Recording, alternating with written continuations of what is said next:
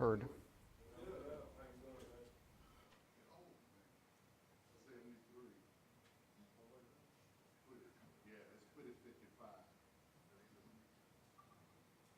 Mic check 1, 2, 3, 4, 5, 6. Remember, you're taking Chris Sadeghi for before the presser, correct?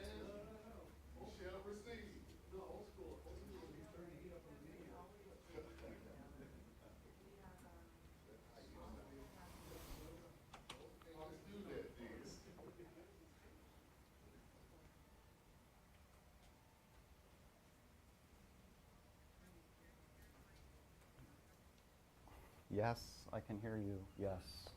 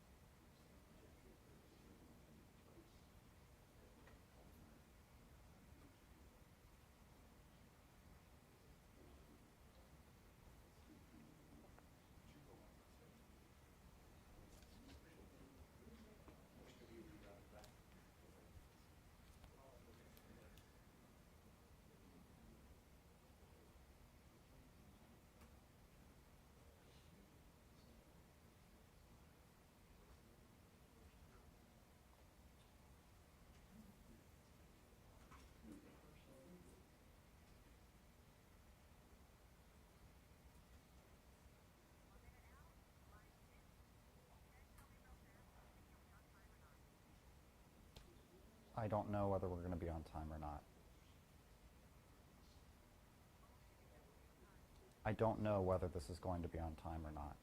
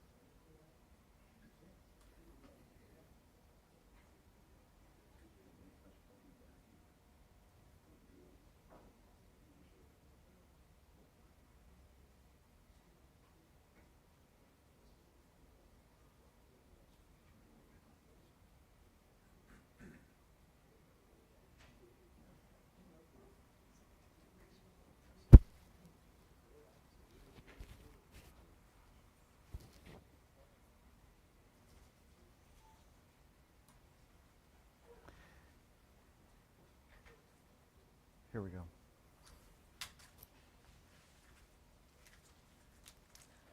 Good morning, everyone. And as we're getting prepared to start this press conference, first, thank you for attending. I just wanted to briefly make an introduction in spelling so that way we can move forward with our press event. Today, you'll have the pleasure of speaking with Chief Albert Martinez, Chief of Dallas ISD Police. That spelling is Albert, the traditional way, A-L-B-E-R-T, Martinez, M-A-R-T-I-N-E-Z. Again, Chief of Police for the Dallas Independent School District's Police Department. And then following that, after an update, we will provide an opportunity for questions. And we know that there are some questions that you all have. We will allot a few minutes for that, and then at the conclusion of that, we will wrap and end this particular briefing opportunity. So thank you so much, and I'll turn it over to our Chief of Police, Albert Martinez. Thank you.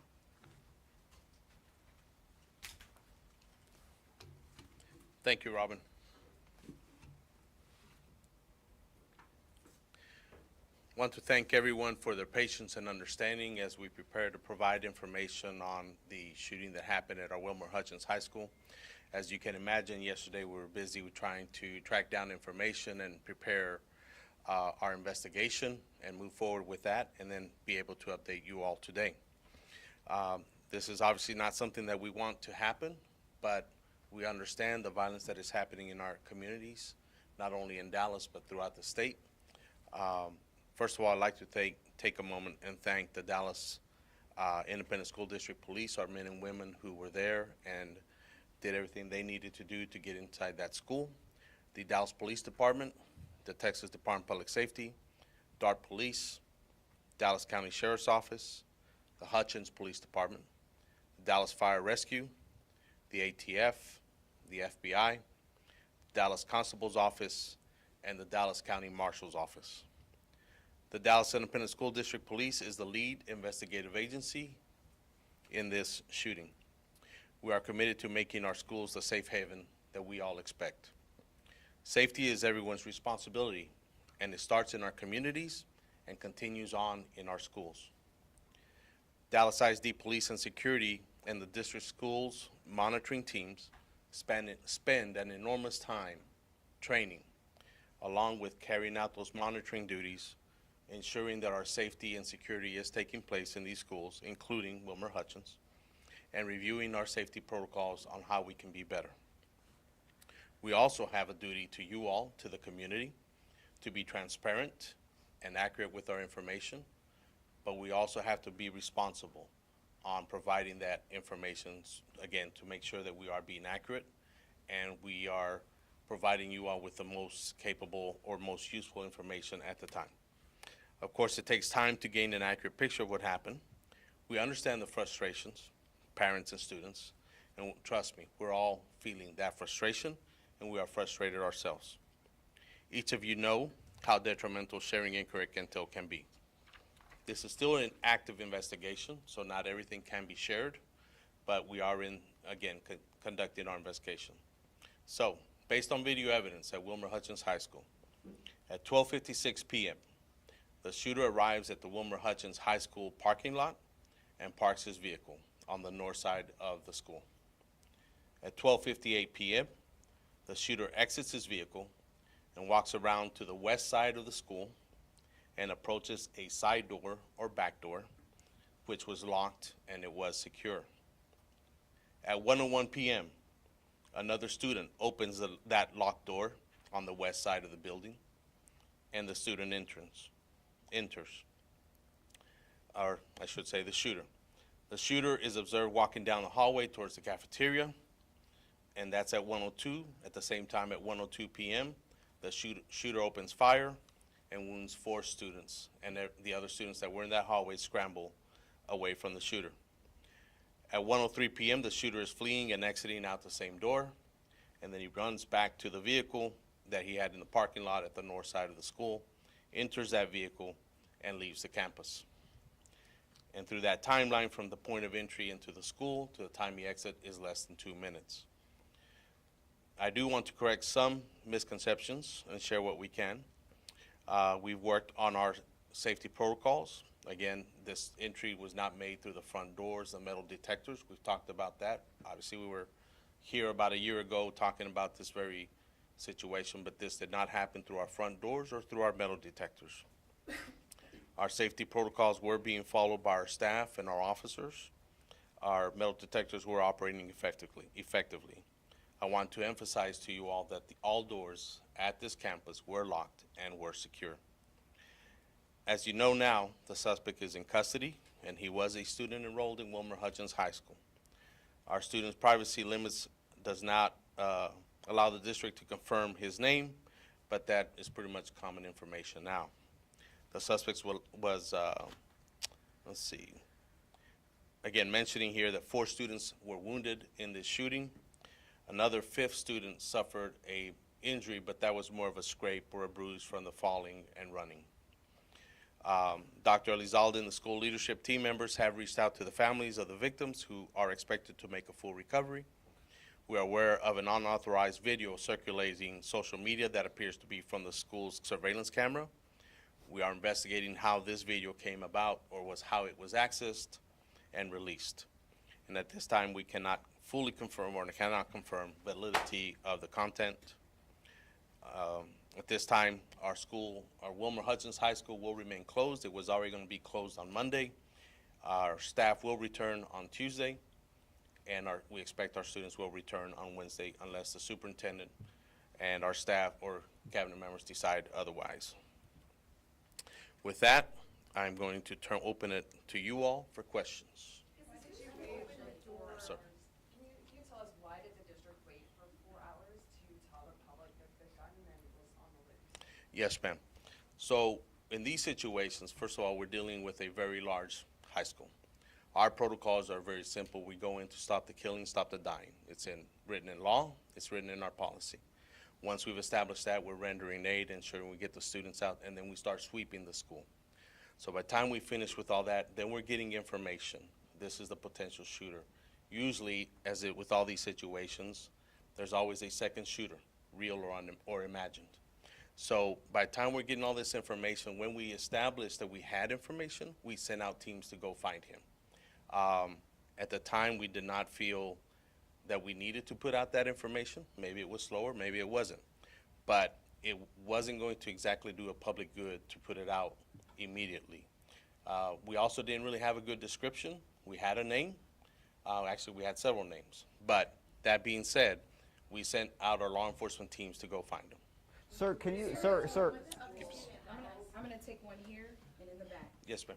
Sir, your team has said that this gun was not brought in during normal intake hours. What are normal intake hours, and are there only metal detectors at the front doors and not anywhere else in the school?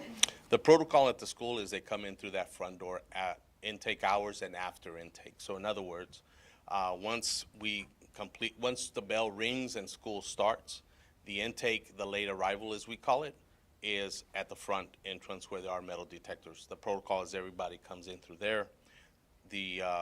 Again, it's in our practice, in our student conduct, that those doors are not opened when somebody's outside at the other doors. So if the doors were secure then how was that student able to just open the door?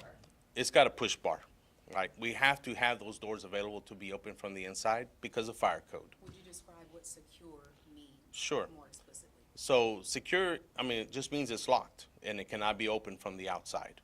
They can be opened from the inside, like any doors that you see, probably even in your own building, where you just push it open to go out, but that's in compliance with fire code. And so why Sir. are there not metal detectors at other Sir. doors? You started this press conference, you mentioned frustrations. Can you share what some of those frustrations have been?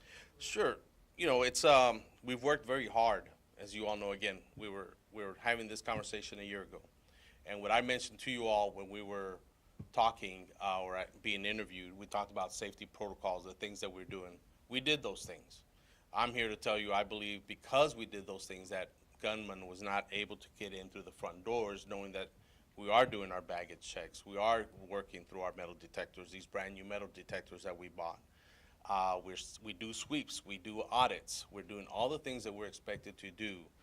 And what's frustrating is that he was able to come in through another door that yes, we patrol and we sweep that as well, but like everything else, we're not able to be there right on that spot every single time, and there's a lot of entry doors into this high school, like many high schools.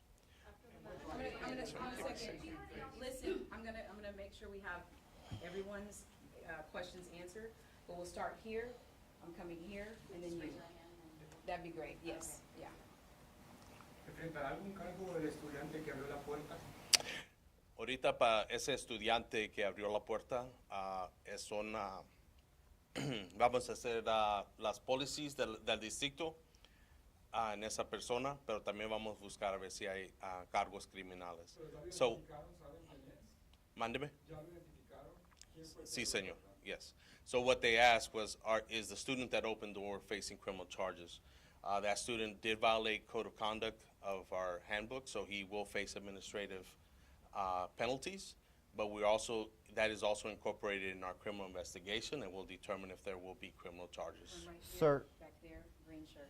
You mentioned we were here a year ago talking about an incident at this same high school, and the superintendent said we're going to do everything to make sure this doesn't happen again.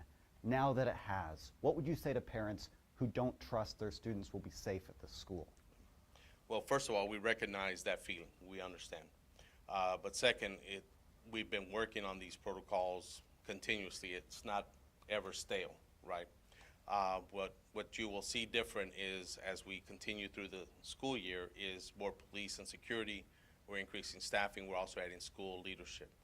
But in the meantime, that's the front end. We want them to be assured that we are keeping it safe. But at the same time, we're going back to the drawing board and what else can we do through technology, through personnel, through our procedures and our processes of how do we enhance this.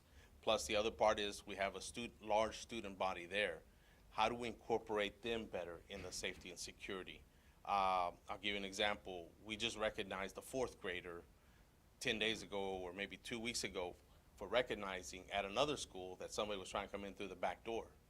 A fourth grader recognizing this person shouldn't be allowed in and goes tells an adult.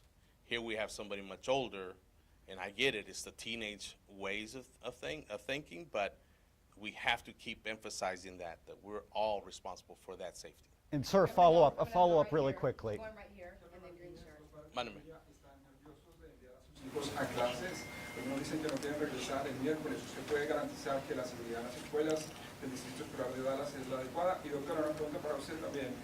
Padres de familia indicaron que no fueron notificados de lo que ocurría en la escuela. ¿Cuál es el protocolo de notificación para los padres?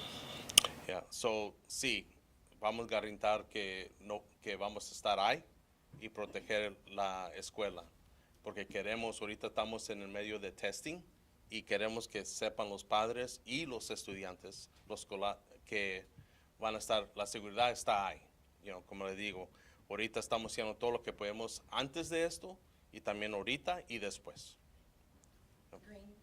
Yeah, we've obviously already invested in metal detectors. This is another incident similar to London where shooters are getting in through side doors. I mean, how do we prevent this from happening? This could have been a lot worse. Absolutely. I can tell you that there are metal detectors there, but we don't allow intake there, right?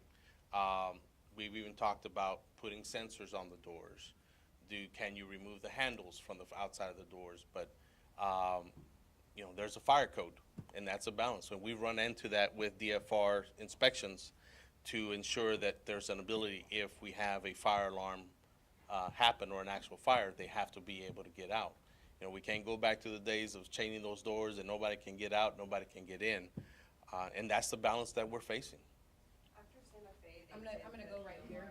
We've Yeah. already gotten to you. I'll get here and white, and Yes, we'll try ma'am. to circle back. Yeah. After last year's shooting, Superintendent Elizalde pointed out the vulnerabilities of the many doors in the school, and so that you would work with the school to identify those and conduct an after-action review. What were the results of that review? And did anything change? Well, again, those doors remain locked. I can tell you, without getting way too deep into it for safety and security, our maintenance staff conduct sweeps of those doors to ensure they're locked. We actually get penalties from the state, or at least through their audits, if they find that a door is not closing properly. Our police and security conduct those sweeps as well. Our staff are constantly monitoring those doors. We have outside patrols when we have our patrol officers coming through. So those protocols are in place, and then now again, can we be there 24/7? No, we cannot, or through the entire school day. But how do we make that better through those sensors? How do we leverage the technology? Do we know what led the student to return back to campus with the gun? Some other students were saying that it was over a dice game. He already had a knife on campus but left and returned to bring the firearm. We don't have that information as to the why, the motivation, right? We do believe there's a dispute taking place. Obviously, there's social media that he posted articulating his thoughts, and we are looking into that.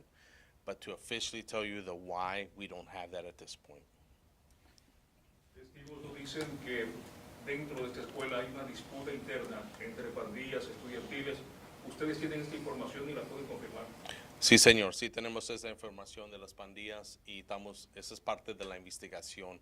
Como dijo, como preguntó, qué es el motivo que está pasando. No sabemos si es directamente la pandilla o si es más entre las personas. So the question that was asked was, there's reports of that this is actually a gang dispute, and are we aware? So yes, we are aware of the gang dispute. We are working with the Dallas Police Department. We're not sure if this is actually a gang dispute or is there something more involved to this, but that is part of our investigation. Pero no saben entonces si era una actividad de pandilla. Todavía no pueden dar esa afirmación. No, sir. Yeah. Okay. I'll go right here. I know that Albie, Chloe was talking about just frustration with parents, and as well as I know that we're going through a holiday weekend, kind of regrouping. What happens next? I know that school's off. They don't. I think you said staff comes back Tuesday, and then students come back Yes, ma'am. Wednesday. So what do we do now? Like what happens now? So on the front end, you will see, again, a larger police presence. The superintendent has made decisions to bring in other school leaders into the campus, as well as additional staff, so that we can increase our presence, so that we can establish a stronger presence around checking the schools and providing support to the school. At the same time, while we're doing that, we will, again, going back to the drawing board and look at what else can we do better? The buzzers on the doors, right? And then if that happens, how do we react to it? You know, most of y'all know I served 30 years, almost 30 years with the Dallas Police Department. Well, part of the reason why we never went to ShotSpotter, unlike Chicago, is because we don't have the density, but we didn't have the police officers to go respond because Chicago does that when you're immediately there. So we got to put those protocols in place that if that buzzer goes off, we need to be there within a minute. And that may mean a teacher coming out of a classroom. And I'm just trying to give you details of how we would react faster so we can see. Those are the things we do. Yes, ma'am. And so with regard to like immediately, like today, our support departments are gathering together with regard to what do we need to do also to support staff when they're returning on Tuesday. And so everyone from both on the school leadership side, from our mental health side, we will absolutely have additional staff members. Our chief of police alluded to the number of doors, and I don't remember off the top of my head the number of doors, but there are, you know, because you'll have one entrance. I know you all have all the angles, you know, like one entrance has 8 side-by-side doors, right? But when we collectively yesterday at our first debrief with all the team members, there are actually 13 entrances, if you will, with the multiple doors. So we will be putting 13 additional staff members from now until the end of the school year at each of those entrances, so that I can guarantee that another student cannot open one of these doors from the inside and let anyone unauthorized in. So that's one of the things that we'll be doing. But we also want, the staff needs to be a part of that conversation, needs to be a part of helping us. So I just want to make sure that I made that clear. And we'll go back to some others. Sí, como sabemos que era un estudiante que dejó una puerta que estaba cerrada, how do I say locked, really? Con llave, y lo abrió de adentro. Hay 13 lugares, hay muchas más puertas, pero hay 13 lugares donde alguien puede entrar al edificio. Vamos a poner personas del Distrito Central. Del resto del año voy a poner 13 personas en cada uno de esos lugares para que de este momento en adelante un estudiante u otra persona no puede dejar que una persona entre de afuera. Eso le puedo garantizar que eso no va a poder pasar para el resto del año. I'm going to go Larry, I'm going to Larry Collins, and then this gentleman here on this side. Larry Collins, and right here, thank you. Larry first, please. He has a question. Yes, sir. We do understand they could face prosecution as well, but where are you in identifying that student? Has that student been identified? Have they been interviewed? What can you tell us about that process? The student that opened the door specifically has been identified through school leadership. Our detectives are actually reaching out today, if they haven't already, to conduct an interview. This gentleman here, and then we'll go to Lori. Okay. Just to clarify, police presence will be increased. Is that permanent or just next week? Do we know the kind of weapon? And what was the timeline for him being inside? Yes, sir. So we'll be there through the rest of the school year. Again, this is to put that presence forward, and then we'll circle back and see how else we can do better, right? We are waiting on the state funding, as you all are aware, and our superintendent's been very active in that. In and out, 2 minutes, less than 2 minutes. And the weapon for what we received yesterday was a .40 caliber weapon. No, ma'am. Lori, and then here and here. A couple questions. Were the students that were hit targeted, or does it appear to be random? I won't get into the details of that, but we do believe he went in there specifically targeting an individual, and that's as deep as we'll go with that. And do you know at this time if the student who opened the door, was he just trying to, somebody's out, did he know, was he an accomplice? Right. That's what we're investigating. How deep is the culpability there? Yes, ma'am. Sir, after last year's incident, you did an after-action review. Did that after-action review identify these 13 entrances around the school as a potential vulnerability, and did you take action then about this? We did, in that we were very aware that there's multiple doors. You know, you look at all our schools, right? Any high school or middle school, everybody has a lot of doors. What we consider, again, was doing the constant sweeps and checking the doors, making sure that they remain locked. We recognize that we cannot be posted at those doors or those different sets of doors all the time.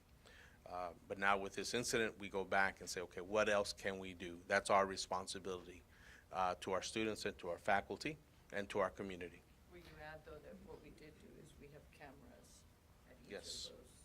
Yeah, so we did upgrade our cameras. Thank you, Superintendent. We did upgrade our cameras, and we also have a security operations center that we also use to help us in these incidences or to monitor. And that's because of last year's incident, you upgraded the cameras there? Yes, yeah, well, part of that in the bond package, and that has helped us tremendously because it's got artificial intelligence in it as well, like most cameras nowadays.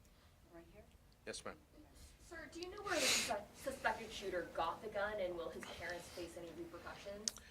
If the investigation reveals that they have some type of culpability to providing that weapon, they will face charges, but we do not know where that weapon came from. Jefe Martínez, ¿qué sigue Mándeme. ahora? ¿Qué medidas adicionales se van a tomar en esta preparatoria?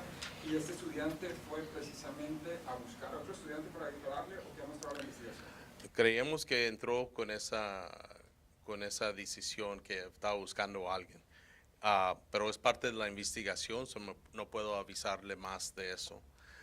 Y en parte es de tener otra presencia grande de la policía, pero también de, como dice, más maestros y administradores de la escuela. Yeah. We're going to just take a few more questions. I'm going to go to here, here, and I see your hand in the back. Yes, sir. Respecto a los tiempos de respuesta, una testigo nos dijo que hizo posiblemente la primera llamada al 911, pero que no le creían, pensaban que era una broma, hasta que le pasó a su maestra. ¿Qué tiene que hacer un estudiante para que le crean en estos momentos? Pues en eso no debe que pasar.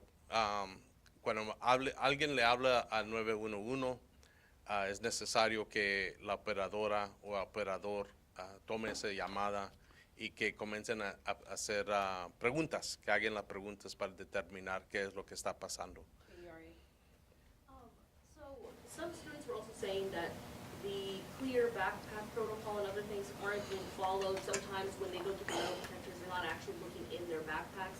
And again, have we confirmed that the student already had a knife on him when he came to school? We cannot confirm that. This is the first that I've heard of that, but we will be looking into it and we'll again review our videos and see. What about the students saying that the clear backpack and other protocols aren't being followed? That's being looked at as well, but that will be an administrative process. So are you confirming that the student was already at the school earlier in the day? I cannot confirm that. No, ma'am. We'll have to review the video to see if he was actually there.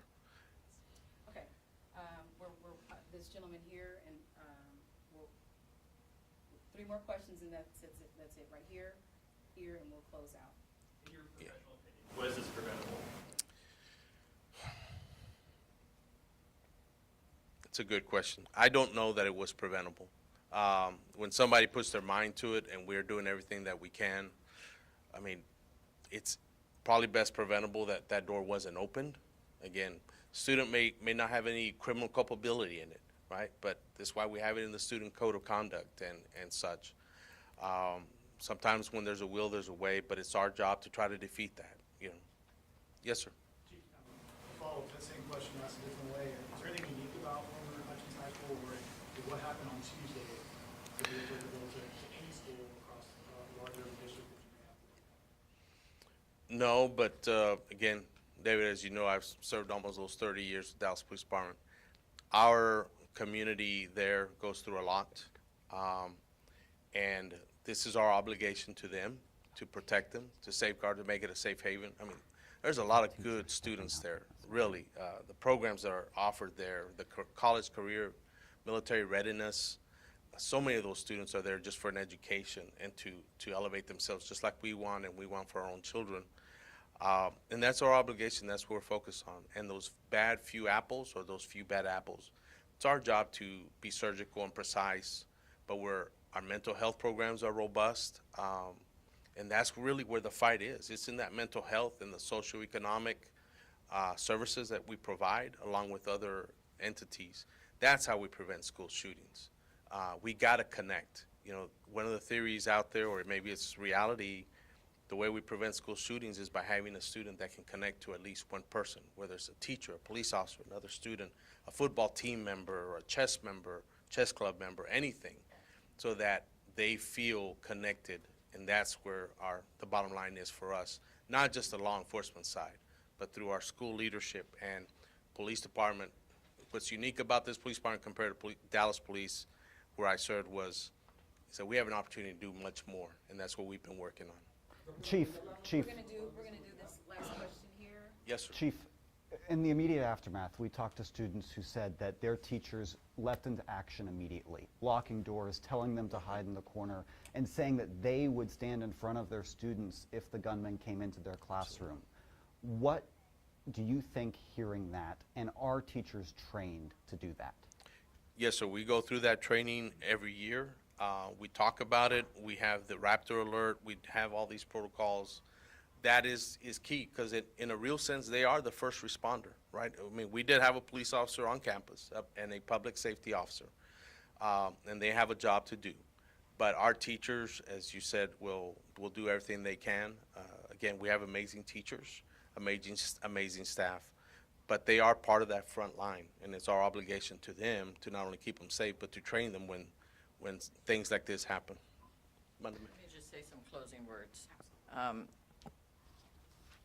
This is, certainly all the questions you all are asking, I hope you all recognize those are the very same questions that we ask ourselves. And it is absolutely tragic when the students, overwhelming majority of our students who show up every day at this school, are working so that one day maybe they can be who you are, so they can be a reporter, so they can be a teacher, so they can be a fireman, a police officer. And our students, there are some students who are dealing with a lot of things outside of the school, And we also know that it is still our responsibility to do our very best. Those doors, I just need to reiterate, those doors by law have to be able to be opened from the inside, because you all would be right back here if some other tragedy occurs and those doors were not able to be opened and kids and adults needed to exit. So while there are certainly many things that, again, we will go back and we will look, this is an instance where someone had something they were intent on doing. While we can't give specifics, what appears to be clear is that this was not random in terms of the intent. And again, the culpability of the other individual that created the vulnerability is still under investigation.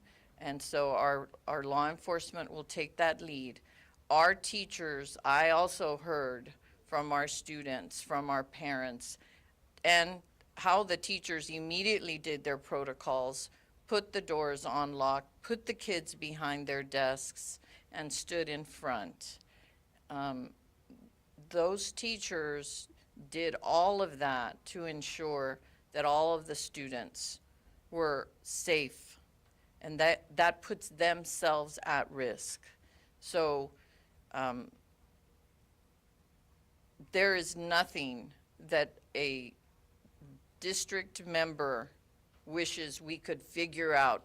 If we knew exactly how to solve this problem, we would solve it. It's going to take all of us. And yes, there are absolutely things we could do better. Please note that the first thing that we did was ensure that the kids that were injured were rendered aid immediately, and that we were sweeping the school to ensure that the shooter was no longer there. Was it only one shooter? It's very, very complex. And we appreciate your all's patience. We want to give accurate information. We want to be transparent. You all have experienced with other recent events what happens when information gets out that isn't accurate. And so it's very, very challenging to try to get as much information to you as possible.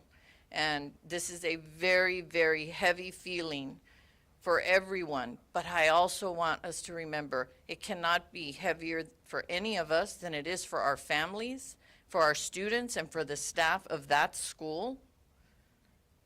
They have endured.